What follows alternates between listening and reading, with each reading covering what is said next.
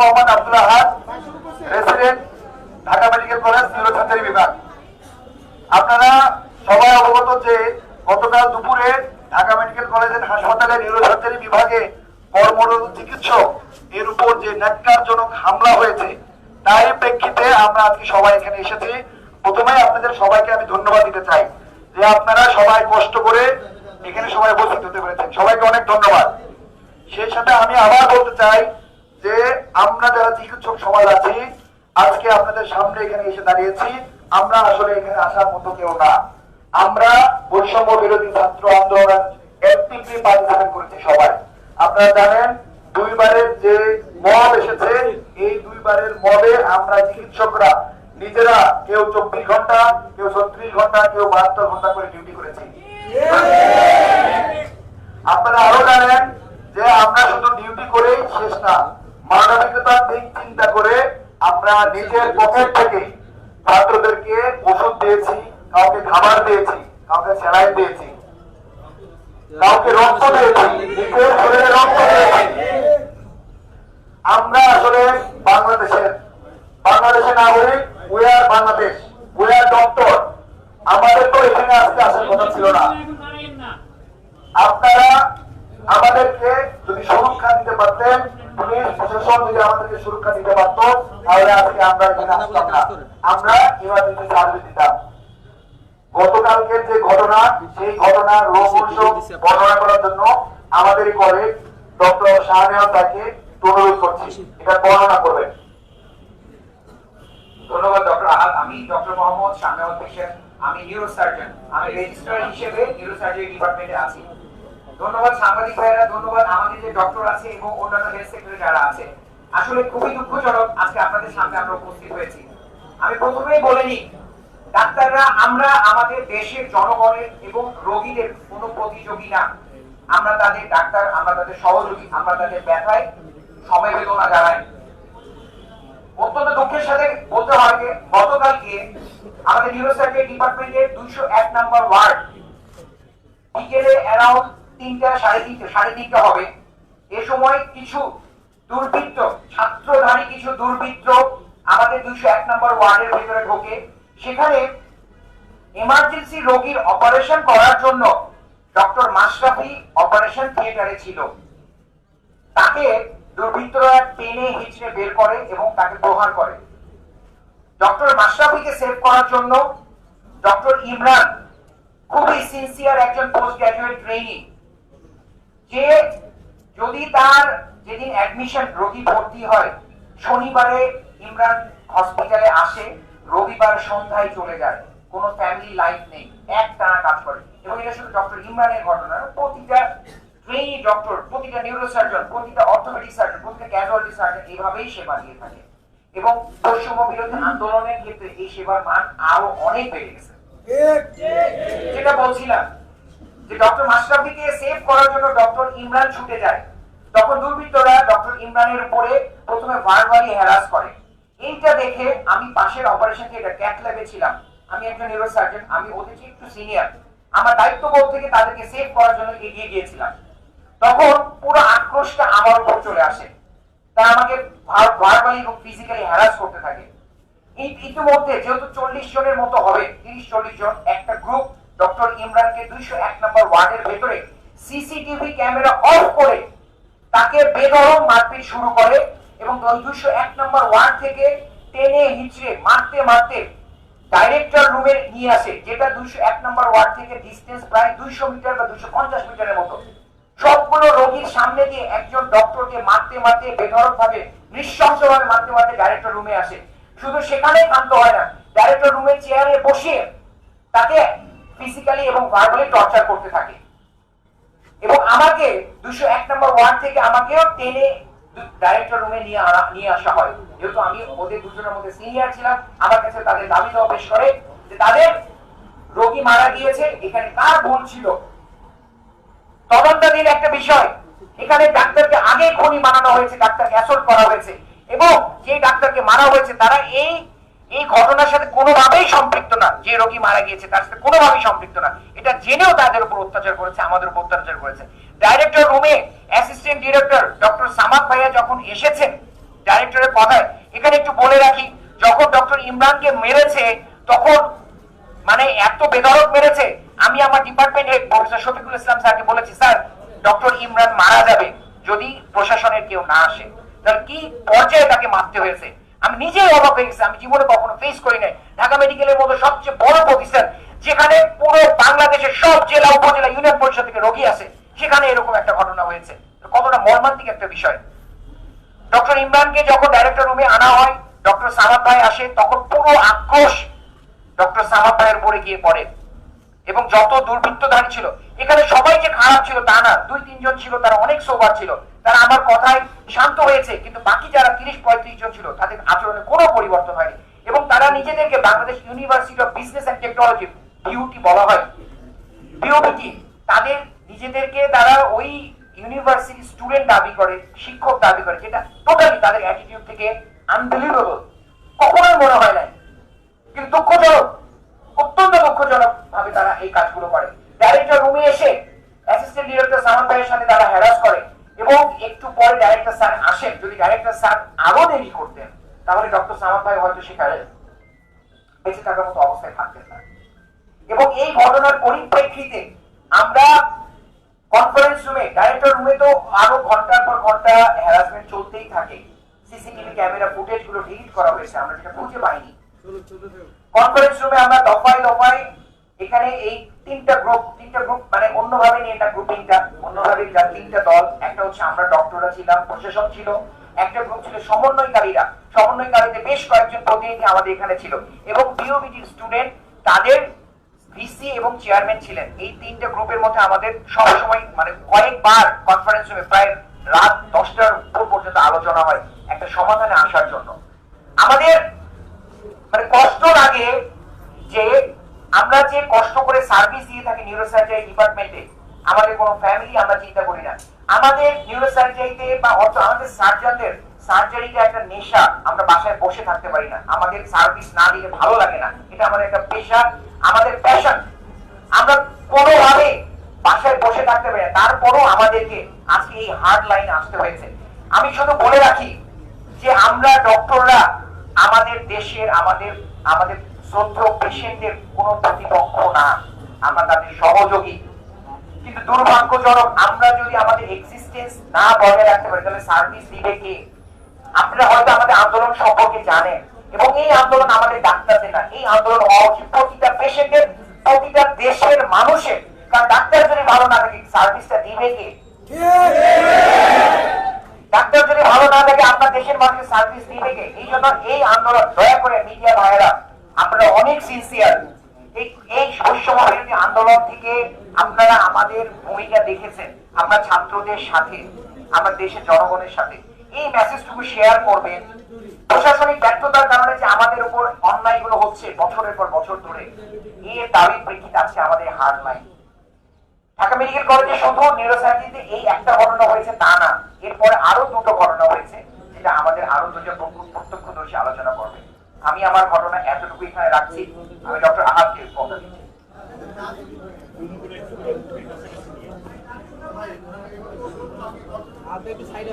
আমাদের যে আলোচনা হলো, আলোচনার প্রেক্ষিতে আমরা 2টা দাবি রেখেছিলাম, আপনারা অবগত। যে প্রথম দাবি ছিল যারা আমাদের ডক্টরের উপরে হামলা করেছে তাদের দ্রুততম সময়ের মধ্যে 24 ঘন্টার মধ্যে গ্রেফতার করতে হবে। দ্বিতীয় দাবি ছিল যে আমাদের যে ইমার্জেন্সি কমপ্লেক্স আছে, আমরা ইমার্জেন্সিতে ডিউটিরত অবস্থায় যে ডক্টররা থাকবে, ওই ডক্টরদের সুরক্ষার জন্য আর্মি, পুলিশ সহ অন্যান্য ফোর্স সমূহ সশরীরে উইথ আর্ম উপস্থিত থাকবেন আমাদেরকে সুরক্ষা দেওয়ার জন্য। ঢাকা মেডিকেল কলেজ সহ সব জায়গায় এই প্রতিশ্রুতি নিয়ে আমরা রাত 11টার সময় কাজে ফিরে যাই, এবং রাত 11টার পরে আরো 2টি ঘটনা ঘটে, রহস্য ঘটনা, সেটা বর্ণনা করবেন আমাদের ইন্টার্ন চিকিৎসক ডক্টর সাব্বির হোসেন।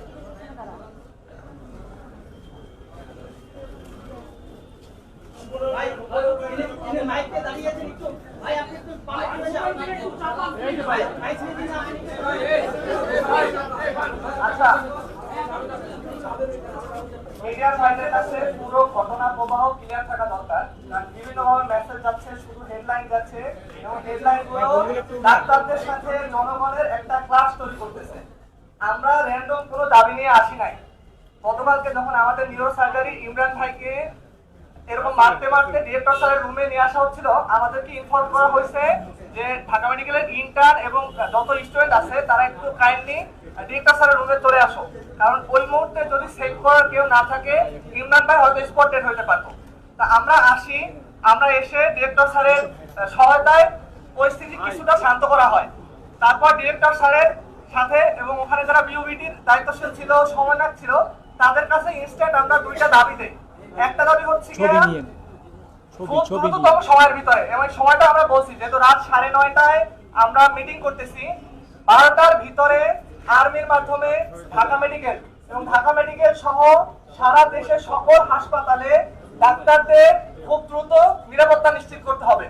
আর সেকেন্ড আইটেমটা আমাদের ছিল 12 ঘন্টার ভিতরে যে সিসিটিভি ফুটেজ আছে, অসংখ্য মানুষ এই জিনিসটা দেখছে, সকল প্রমাণাদির ভিত্তিতে যারা দুর্বৃত্ত তাদেরকে গ্রেফতার করা এবং আইনের আওতায় আনা। কিন্তু দেখা গেল এই ঘটনা মানে এই যে সিদ্ধান্ত হলো এর 30 মিনিটের মধ্যে আরো দুইটা মেজর ইনসিডেন্ট ঢাকা মেডিকেলে হয়। একটা হচ্ছে কি দুইটা পেশেন্ট মানে একটা পেশেন্ট এবং এক আসামি, আসামির আক্রমণে পেশেন্টকে ঢাকা মেডিকেলে ভর্তি করা হয়। সেই আসামি রামদা এবং চাপাতি নিয়ে পুনরায় হাসপাতালে ঢুকে পেশেন্টের মৃত্যু নিশ্চিত করে তারপর এখান থেকে কোপাতে ভর্তি রোগীর মৃত্যু নিশ্চিত করছে পয়েন্টের ভিতরে। ওই সময়ে সেনাবাহিনী উপস্থিত ছিল এবং এর পরবর্তীতে আরো উইদিন 30 মিনিট একটা বিষ পান করে আসা একটা পেশেন্ট এখানে মারা যায়। তার পরিপ্রেক্ষিতে তাদের রোগীর স্বজনরা আমাদের যে ইমার্জেন্সির আইসিইউ এবং হচ্ছে ওখানে যে ইমার্জেন্সি মেডিকেল অফিসার তাদের উপর আঘাত করে। দেখুন আমাদের যে নিরাপত্তার কথা বলা হয়েছিল যে 12টার ভিতরে সেনাবাহিনী এসে ডাক্তারদের নিরাপত্তা দিবে, কিন্তু উইদিন 1 আওয়ার রোগীর নিরাপত্তা নিশ্চিত হলো না, ডাক্তারদের নিরাপত্তা নিশ্চিত হলো না। এর ফলশ্রুতিতে আমরা ইনস্ট্যান্ট যারা ইন্টার্ন ডক্টর আছি আমরা কর্মবিরতি রাখছি। আমরা যারা ইন্টার্ন ডক্টর ছিলাম, যেহেতু হাসপাতাল একেবারেই নিরাপদ না, না ডাক্তারদের জন্য না রোগীদের জন্য, রোগীও আক্রমণের শিকার হয়েছে আর ডাক্তার তো বারংবার আক্রমণের শিকার হচ্ছে। তা আমরা নিরাপত্তা নিশ্চিত না হওয়া পর্যন্ত আমরা সারা বাংলাদেশে সকল ইন্টার্ন ডক্টর এবং মেডিকেল যারা স্টুডেন্ট আছে আমাদের আন্দোলনের সাথে একাত্মতা পোষণ করার জন্য অনুরোধ করছি।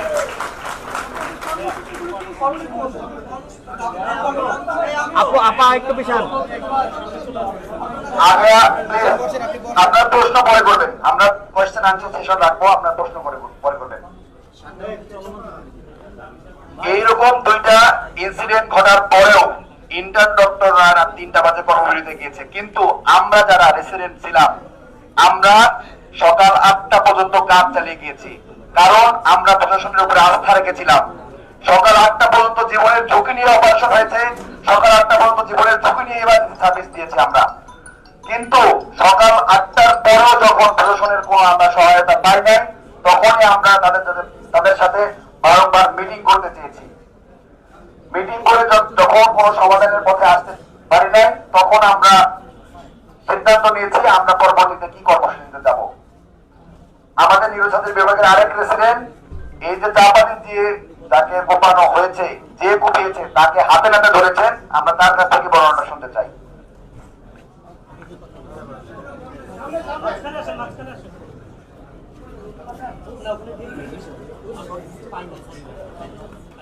আসসালামু আলাইকুম, আমি ডাক্তার Ikramul Haque Swapan, neurosurgery resident, Dhaka medical college. আচ্ছা ভাইয়া, আমি আসলে ঘটনাটা খুবই সংক্ষিপ্ত ভাবে বলছি। আমাদের যে ভাইদেরকে মারা হয়েছে তখন আমরা ইনফর্ম হওয়ার সাথে সাথে আমরা ডিরেক্টর রুমে আসি, ভাইদেরকে প্রোটেকশন দেওয়ার জন্য আসি। তো এই ব্যাপারে আমরা ডিরেক্টর রুমে কথা বলছিলাম, স্যারের সাথে, স্যার আর্মির সাথে কথা বলছিলেন। ওই সময়ে আমরা জানতে পারি আমাদের কাছে একটা ফোন আসে আমাদের এমার্জেন্সি থেকে, যে আমাদের এমার্জেন্সিতে হচ্ছে হট্টগোল হচ্ছে, মারামারি হচ্ছে। আমাদের যে মেয়ে ডাক্তার যারা ছিলেন তারা আমাদেরকে ফোন করে বলেন যে আমরা তো বাঁচাচ্ছি, কিন্তু কেউ তোরা যারা আছিস তারা আগায় আসলে ভালো হয়। তো আমি শাওন এবং ওমর নামে আরেকজন ছিলেন, আমাদের ক্রিটিক্যাল কেয়ার মেডিসিনের, আমরা 3 জন আগায় যাই। আগায় যাওয়ার সময় আমাদের ইন্টার্ন ডক্টররা ছিলেন আর মেডিকেল স্টুডেন্টরা, ওদেরকে নিয়ে যাওয়া হয় যে কোথায় কি হচ্ছে সেটা দেখার জন্য। তো আমরা ওইখানে যাওয়ার সময় আমাদের এমার্জেন্সি কমপ্লেক্সের পরে একটা লিফটেড এরিয়া আছে। ওই এরিয়াতে আমরা দেখতে পাই যে একজন দৌড়ায় আসছে, তাকে আরেকজন রোগী আমাদেরই নিউরোসার্জারিতে ভর্তি আছে, যার ইমিডিয়েটলি অপারেশন করার পরে আমাদের ওখানে ফ্লোরে, আমাদের যেহেতু সম্পূর্ণ বেড নেই সবাইকে দেওয়ার মতো, তাই ফ্লোরে রাখা হয়েছিল। ওই রোগীর উপরে আরেকজনকে ফালাই নিয়ে একজন মহিলা এবং 2 জন পুরুষ, যাদের হাতে চাপাতি ছিল এবং রামদা ছিল, তারা কোপাচ্ছে ওইখানেই রক্তকরণ হয়ে রোগীটা মোটামুটি অলমোস্ট ক্রিটিক্যাল সিচুয়েশনে চলে যায়। তো আমরা ওইখানে ইমিডিয়েটলি ওনাদেরকে, ওই রোগীকে আমরা আমাদের নিউরোসার্জারি, ওনাকে যেহেতু মাথায় কোপ মারা হয়েছিল, আমরা নিউরোসার্জারিতে নিয়ে যাই, আমরা নিজেরাই কোলে করে নিয়ে যাই। এবং যে 2 জন কুপিয়েছে তাদের মধ্যে একজন আমাদের এই গলি দিয়ে দৌড়ে আসে, আরেকজন আমাদের 200 নাম্বার ওয়ার্ডের ভিতরে চলে যায়। ওইখানে আমরা যখন ফোন করি সিস্টারদেরকে ওনারা আক্রমণ করে এবং আমাদের যে ওয়ার্ড বয় আছে তাদের রুমের ভিতরে ঢুকে যায় আক্রমণ করতে। ওয়ার্ড বয়রা বের হয়ে তাকে তালা মারে, এন্ড তার হাতে তখনও চাপাতি ছিল। তখন তালা মারার পরে আমরা আর্মিকে ইনফর্ম করি। আর্মি আসার পরে ওনাদেরকে হ্যান্ডওভার করা হয় ওই আসামিকে এবং অস্ত্র সহ। এবং আমরা পরবর্তীতে জানতে চাই যে রোগীকে কোপানো হয়েছে সে রোগী মারা গেছে। ঠিক আছে, এখন আমাদের কথাটা হলো যে যেখানে একটা মেডিকেল কলেজ, একটা হাসপাতাল, বাংলাদেশের সর্ববৃহৎ মেডিকেল কলেজ হাসপাতাল, সেখানে অস্ত্র নিয়ে ঢুকে একটা রোগীর উপরে, একটা ক্রিটিক্যাল রোগীর উপরে ফালায় আর একটা রোগীকে মেরে ফেলা হয়, সেখানে না রোগী সেফ, না জনগণ সেফ, না ডাক্তার সেফ। আমরা কিভাবে সার্ভিসটা দেব? আমাদের আন্দোলনটা আমাদের প্রশাসনিক ব্যর্থতার কারণে। হাসপাতালে কেন মানুষ অস্ত্র নিয়ে ঢুকে আরেকজনকে হামলা করে মারবে? কেন? যেখানে এত বড় আন্দোলন হলো সেখানের ভিতরেও আমাদের হাসপাতাল মোটামুটি সেফ ছিল, সেখানে কিভাবে? আমাদের দাবি তার এটাই যে সিকিউরিটি।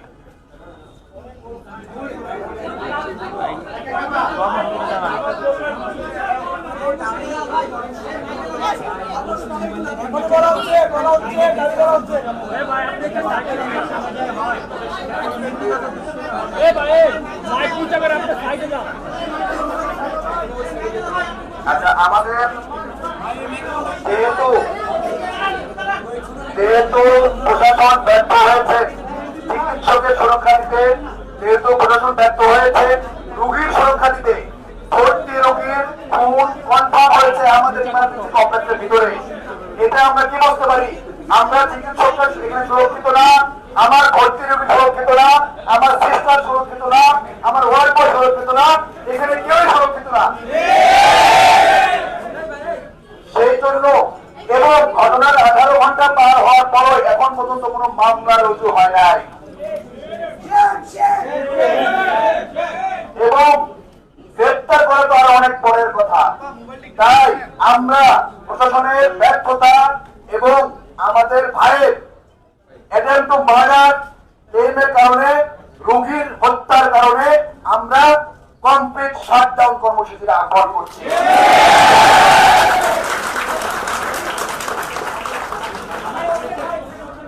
আপা মোবাইলটা একটু পিছনে নেন না। এই কর্মসূচি বলতে ঢাকা মেডিকেল কলেজ এর সব চিকিৎসকের পাশাপাশি উপজেলা, জেলা, বিভাগীয় হাসপাতাল, প্রাইভেট সেক্টর সবকিছু ইনক্লুড থাকবে, চেম্বার, অপারেশন সবকিছু কমপ্লিটলি শাটডাউন থাকবে। আমাদের দাবিগুলো আমি একটু পয়েন্ট আউট করতে চাই।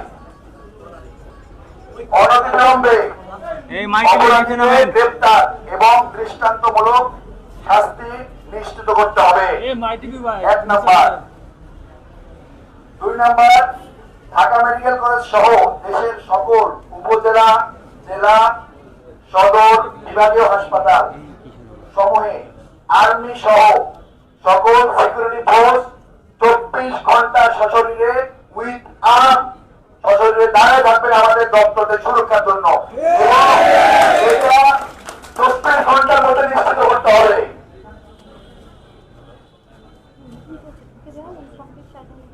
এবং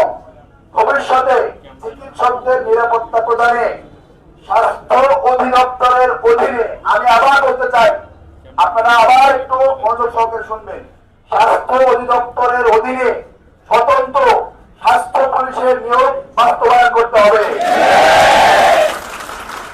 এর জন্য আমরা মাননীয় উপদেষ্টা মহোদয়, প্রধান উপদেষ্টা মহোদয় এবং সংশ্লিষ্ট যারা আছেন আইন প্রণেতা তাদেরকে আমরা 7 দিন সময় দিতে চাই। এই 7 দিনের মধ্যে স্বাস্থ্য পুলিশের নিয়োগ নিশ্চিত করতে হবে। 4 নাম্বার, কার্যকর এবং সময় উপযোগী স্বাস্থ্য সুরক্ষা আইন অতি দ্রুত প্রণয়ন এবং সংস্কার করে এর দ্রুত বাস্তবায়ন করতে হবে। আমাদের এই 4টা দাবির সাথে আমাদের সারা বাংলাদেশের সব ডক্টর এখানে অটল থাকবে। ডক্টর বলতে কি ইন্টার্নি চিকিৎসক না আরো সিনিয়র চিকিৎসক থাকবে? এখানে মেডিকেল স্টুডেন্ট, ইন্টার্ন, নার্স এবং ডক্টর সবাই ইনক্লুডেড থাকবে। আমাদের এই দাবি যতক্ষণ পর্যন্ত না প্রশাসন আমাদেরকে আমাদের সুরক্ষা নিশ্চিত করতে পারবে ততক্ষণ পর্যন্ত আমাদের এই কর্মসূচি থাকবে। এবং দুপুর 2টা থেকে আমাদের এই শহীদ বাগান গেটে ঢাকা মেডিকেল কলেজ আমাদের মানববন্ধন কর্মসূচি অব্যাহত থাকবে। এবং যদি প্রশাসন আমাদের নিরাপত্তা নিশ্চিত না করতে পারে আমরা আমাদের অবস্থান থেকে কোনো পিছপা হব না এবং আমরা আমাদের দাবিতে অটল থাকবো। ব্যাকপ্যাক চালা ব্যাকপ্যাক আপনারা একটু কোয়েশ্চেন কারা করবেন। 2টা কোয়েশ্চেন আমরা দেবো, একটু হাত তুলবেন কোন ধরনের কোয়েশ্চেন করতে চান। এই ব্যাকপ্যাক দে হাসপাতালে জরুরি বিভাগ চালু থাকবে কিনা? আমাদের প্রশ্নের উত্তর দেওয়ার জন্য আমি আমাদের সমন্বয়ক ডক্টর জাভেদকে আহ্বান করি।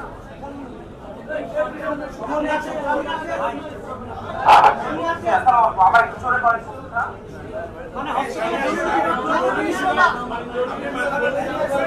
মাইক দিবি ভাই।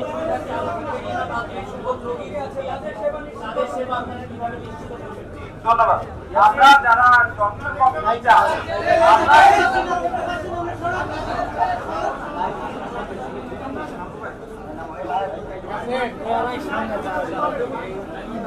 আসসালামু আলাইকুম, আমি doctor Jamil, executive part training হিসেবে ঢাকা মেডিকেল কলেজে কর্মরত। জি, খুব সুন্দর এবং গুরুত্বপূর্ণ একটা কোশ্চেন করেছেন। আমরা সবসময় আমাদের রোগীদের স্বাস্থ্য বিষয়ে সর্বোচ্চ গুরুত্ব দিয়ে আমাদের সকল কর্মসূচি বিগত সময় পালন করে এসেছি এবং একই সাথে আমরা আমাদের প্রথম যে 2টা দাবি দিয়েছিলাম এটা হচ্ছে কালকে রাতে আমাদের সকল ডাক্তারকে নিরাপত্তা প্রদান করতে হবে এবং একই সাথে এই দাবিটিকে বিন্দুমাত্র ভূক্ষেপ করে না। তারা সম্পূর্ণভাবে ব্যর্থ। এই হাসপাতালে ডাক্তার এবং চিকিৎসক যারা আমাদের চিকিৎসক আছে এবং একজন যারা রোগী আছে এদের নিরাপত্তা প্রদান করতে। তাই আজ আমরা বাধ্য হয়েছি কমপ্লিট শাটডাউন দিতে। এতে আমাদের বাধ্য করা হয়েছে, আমরা ইচ্ছাকৃতভাবে এটা করি নাই এবং আমরা চাই এই সমস্যাগুলো দ্রুত সমাধান হোক এবং একটা সমাধানের পথ খুলুক। এই সময়ে সেবা দিবেন কিনা? এই সময়ে সেবা দিবেন কিনা? জরুরি চিকিৎসা আমরা 24 ঘন্টা পর্যন্ত সেবা দিতে চেয়েছিলাম, কিন্তু যেহেতু আমাদের নিরাপত্তা নিশ্চিত হয় নাই তাই আমাদের এই প্রতিশ্রুতি থেকে সরে আসতে হচ্ছে। ধন্যবাদ। কোনগুলো দেন তো? আর প্রশ্ন কি? তারপর অবশ্যই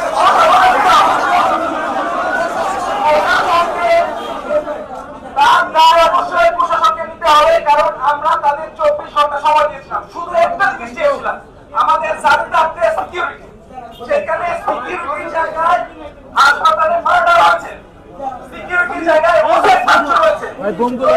এর পরিপ্রেক্ষিতে আমরা আমাদের এই কমপ্লিট শাটডাউন প্রস্তাবনা বাস্তবায়নের জন্য বাধ্য হয়েছি। ধন্যবাদ।